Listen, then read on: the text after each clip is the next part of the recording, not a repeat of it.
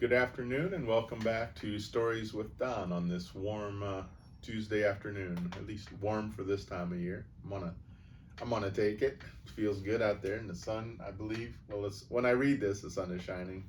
Hopefully, it still is when you hear it. And we're reading *The Horse and His Boy*, part of the Chronicles of Narnia by C.S. Lewis, and we are on chapter 8, and it is entitled "In the House of the Tisroc." "O my father, and O the delight of my eyes," began the young man, muttering the words very quickly and sulkily, and not at all as if the Tisroc were the delight of his eyes. "May you live forever, but you have utterly destroyed me. If you had given me the swiftest of the galleys at sunrise when I first saw that the ship of the accused barbarians was gone from her place, I would have perhaps have overtaken them. But you persuaded me to send first and see if they had not merely moved round the point into better anchorage. And now the whole day has been wasted, and they are gone, out of my reach.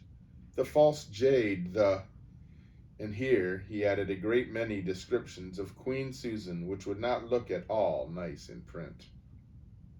For of course this young man was Prince Rabadash, and of course the false jade was Susan of Narnia. "Compose yourself, O my son," said the Tisroc, "for the departure of guests makes a wound that is easily healed in the heart of a judicious host." "But I want her," cried the prince. "I must have her. I shall die if I do not get her. False, proud, black-hearted daughter of a dog that she is, I cannot sleep, and my food has no savor, and my eyes are darkened because of her beauty. I must have the barbarian queen." "How well it was said by a gifted poet," observed the vizier, raising his voice in a somewhat dusty condition from the carpet, "that deep draughts from the fountain of reason are desirable in order to distinguish the fire of youthful love." This seemed to exasperate the prince. "Dog!" he shouted, directing a series of well-aimed kicks at the hindquarters of the vizier. "Do not dare to quote the poets to me.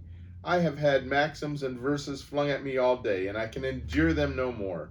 I am afraid Aravis. I can endure them no more." I am afraid Aravis did not feel at all sorry for the vizier.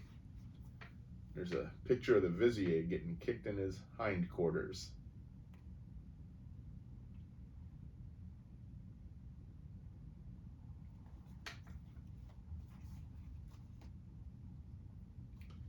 The Tisroc was apparently sunk in thought, but when after a long pause he noticed what was happening, he said tranquilly, "My son, by all means desist from kicking the venerable and enlightened vizier, for as a costly jewel retains its value even if hidden in a dunghill, so old age and discretion are to be respected even in the vile persons of our subjects.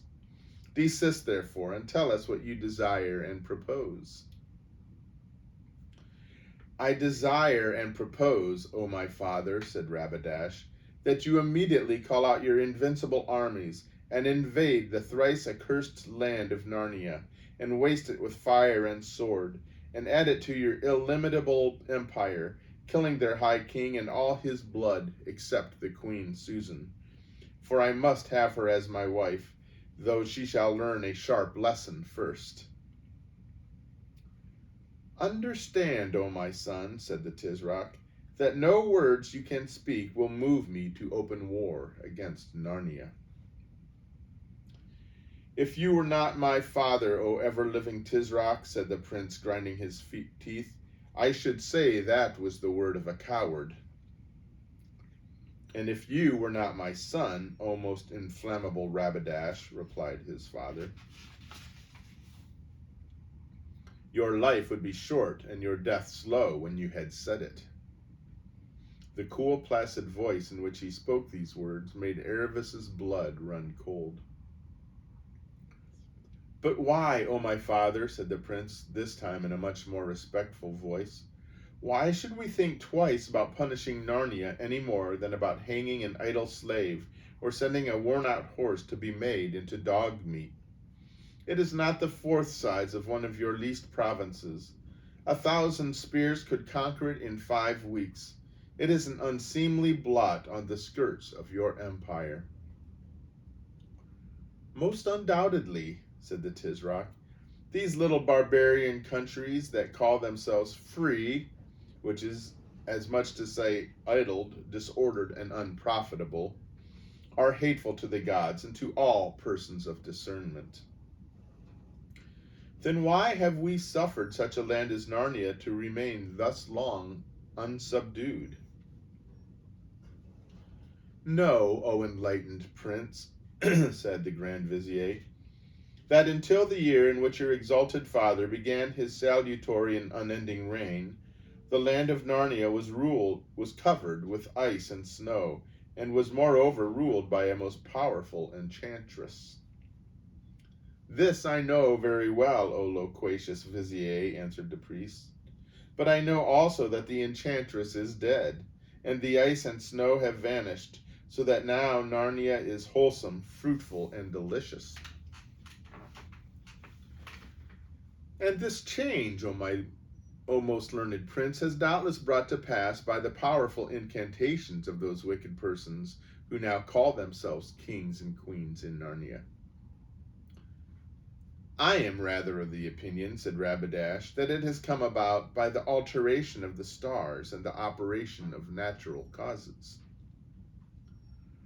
All this, said the Tisroc, is a question for the disputations of learned men. I will never believe that so great an alteration and the killing of the old enchantress were effected without the aid of strong magic.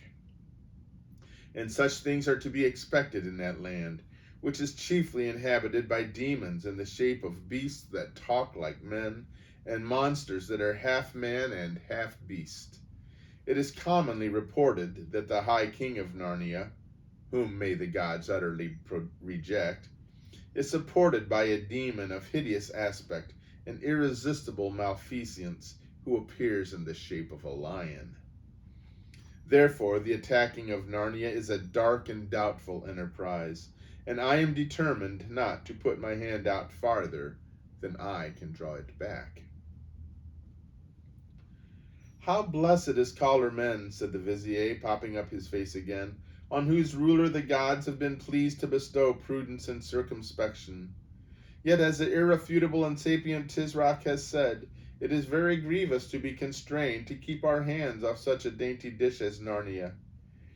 Gifted was the poet who said, but at this point, Ahashta noticed an impatient movement of the prince's toe and became suddenly silent. It is very grievous, said the Tisroc in his deep, quiet voice. Every morning the sun is darkened in my eyes, and every night my sleep is less refreshing, because I remember that Narnia is still free. "O my father," said Rabadash, "how if I show you a way by which you can stretch out your arm to take Narnia, and yet draw it back unharmed if the attempt prove unfortunate?" "If you can show me that, O Rabadash," said the Tisroc, "you will be the best of sons." "Hear then, O father. This very night and in this hour, I will take but 200 horse and ride across the desert, and it shall seem to all men that you know nothing of my going. On the second morning I shall be at the gates of King Loon's castle of Anvard in Archenland. They are at peace with us and unprepared, and I shall take Anvard before they have bestirred themselves. Then I will ride through the pass above Anvard, and down through Narnia to Caer Paravel. The High King will not be there. When I left them, he was already preparing a raid against the giants on his northern border. I shall find Caer Paravel, most likely with open gates, and ride in. I shall exercise prudence and courtesy, and spill as little Narnian blood as I can. And what then remains but to sit there till the splendid Hyaline puts in, with Queen Susan on board, and catch my strayed bird as she sets foot ashore, Swing her into the saddle, and then ride back to Anvard. But is it not probable, O my son, said the Tisroc, that at the taking of the woman either King Edmund or you will lose your life? They will be a small company, said Rabadash, and I will order 10 of my men to disarm and bind him, restraining my vehement desire for his blood, so that there shall be no deadly cause of war between you and the High King. And how if the splendor Hyaline is at Cair Paravel before you? I do not look for that with these winds, O my father. And lastly, O my resourceful son, said the Tisroc, you have made clear how all this might give you the barbarian woman, but not how it helps me to the overthrowing of Narnia. O my father, can it have escaped you that though I and my horsemen will come and go through Narnia like an arrow from a bow, yet we shall have Anvard forever? And when you hold Anvard, you sit at the very gate of Narnia, and your garrison in Anvard can be increased by little and little, till it is a great host. Excuse me. It is spoken with understanding and might, but how do I draw back my arm if all this miscarries? You shall say that I did it without your knowledge and against your will and without your blessing, being constrained by the violence of my love and impetuosity of youth. And how if the High King then demands that we send back the barbarian woman, his sister? O my father, be assured that he will not. For though the fancy of a woman has rejected this marriage, the High King Peter is a man of prudence and understanding, who will in no way wish to lose the high honor and advantage of being allied to our house, and seeing his nephew and grandnephew on the throne of Colormen. He will not see that if I live forever, as is no doubt your wish, said Tisroc in an even drier voice than usual. And also, O my father, and O the delight of my eyes, said the prince after a moment of awkward silence, we shall write letters as if from the queen to say that she loves me and has no desire to return to Narnia. For it is well known that women are as changeable as weathercocks, and even if they do not wholly believe the letters, they will not dare to come to Tashbaan in arms to fetch her. O enlightened vizier, said the Tisroc, bestow your wisdom upon us concerning this strange proposal. O eternal Tisroc, answered Ahashta, the strength of paternal affection is not unknown to me, and I have often heard that sons are, in the eyes of their fathers, more precious than carbuncles. How then shall I dare freely to unfold to you my mind in a matter which may imperil the life of this exalted prince? Undoubtedly you will dare, replied the Tisroc, because you will find that the dangers of not doing so are of at least equally great. To hear is to obey, moaned the wretched man. Know then, O most reasonable Tisroc, in the first place, that the danger of the prince is not altogether so great as it might appear. For the gods have withheld from the barbarians the light of discretion, as that their poetry is not, like ours, full of choice apothegms, I'm not sure what that is, and useful maxims, but it is all of love and war. Therefore nothing will appear to them more noble and admirable than such a mad enterprise of this, ow! For the prince at the word mad had kicked him. Desist, O my son, said the Tisroc. And you, estimable vizier, whether he desists or not, by no means allow the flow of your eloquence to be interrupted. For nothing is more suitable to persons of gravity and decorum than to endure minor inconveniences with constancy. To hear is to obey, said the vizier, wriggling himself round a little, so as to get his hinder parts further away from Rabadash's toe? Nothing, I say, will seem as pardonable, if not estimable, in their eyes as this hazardous attempt, especially because it is undertaken for the love of a woman. Therefore, if the prince by misfortune fell into their hands, they would assuredly not kill him. Nay, it may even be that though he failed to carry off the queen, yet the sight of his great valor and of the extremity of his passion might incline her heart to him. That is a good point, old babbler, said Rabadash. Very good, however it came into your ugly head. The praise of my masters is the light of my eyes, said Ahashta. And secondly, O Tisroc, whose reign must and shall be interminable, I think that with the aid of the gods it is very likely that Anvard will fall into the prince's hands, and if so, we have Narnia by the throat. There was a long pause, and the room became so silent that the two girls hardly dared to breathe. Go, my son. At last the Tisroc spoke. Go, my son, he said, and do as you have said, but expect no help or countenance from me. I will not avenge you if you are killed, and I will not deliver you if the barbarians cast you into prison. And if, either in success or failure, you shed a drop more than you need of Narnian noble blood, and open war arises from it, my favor shall never fall on you again, and your brother shall have your place in Colormen. Now go, be swift, secret, and fortunate. May the strength of Tash the Inexorable, the Irresistible, be in your sword and lance. To hear is to obey, said Rabadash, and after kneeling for a moment to kiss his father's hands, he rushed from the room. Greatly to the disappointment of Erebus, who was now horribly cramped, the Tisroc and the Vizier remained.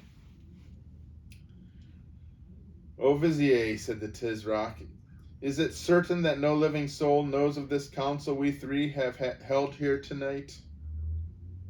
O my master, said Ahashta, it is not possible that any should know. For that very reason I proposed, and you in your infallible wisdom agreed, that we should meet here in the old palace, where no council is ever held, and none of the household has any occasion to come. It is well, said the Tisroc. If any man knew, I would see to it that he died before an hour had passed. And you also, O prudent Vizier, forget it? I sponge away from you my own heart, and from yours all knowledge of the prince's plans. He is gone without my knowledge or my consent, I know not whither, because of his violence and the rash and disobedient disposition of youth. No man will be more astonished than you and I to hear that Anvard is in our hands. To hear is to obey, said Ahashta. That is why you will never think, even in your secret heart, that I am the hardest-hearted of fathers, who thus send my firstborn son on an errand so likely to be his death, pleasing it must be to you who do not love the prince, for I see into the bottom of your mind. O impeccable Tisroc, said the Vizier, in comparison with you I love neither the prince nor my own life, nor bread nor water, nor the light of the sun. Your sentiments, said the Tisroc, are elevated and correct. I also love none of these things in comparison with the glory and strength of my throne. If the prince succeeds, we have Archenland, and perhaps hereafter Narnia. If he fails, I have 18 other sons, and Rabadash, after the manner of the eldest sons of kings, was beginning to be dangerous. More than 5 Tisrocs in Tashbaan have died before their time, because their eldest sons, enlightened princes, grew tired of waiting for the throne. He had better cool his blood abroad than boil it in inaction here. And now, O excellent Vizier, the excess of my paternal anxiety inclines me to sleep. Command the musicians to my chamber. But before you lie down, call back the pardon we wrote for the third cook. I feel within me the manifest prognostics of indigestion. To hear is to obey, said the Grand Vizier. He crawled backward on all fours to the door, rose, bowed, and went out. And here's a picture of the Tisroc, I guess, and some other people, his guards or something.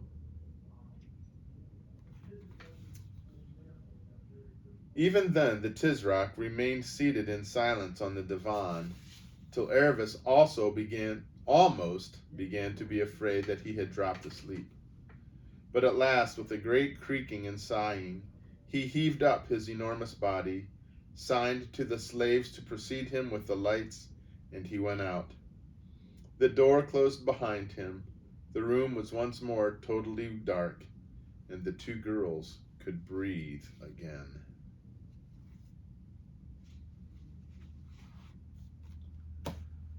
And that ends that chapter. So a little bit of palace intrigue going on here. Well, I hope you're enjoying it. Excuse me. And I hope you get to enjoy some of the sunshine, maybe get outside a little bit, even if it is still a lot of snow on the ground. I hope that you stay well, and may God bless you. Goodbye.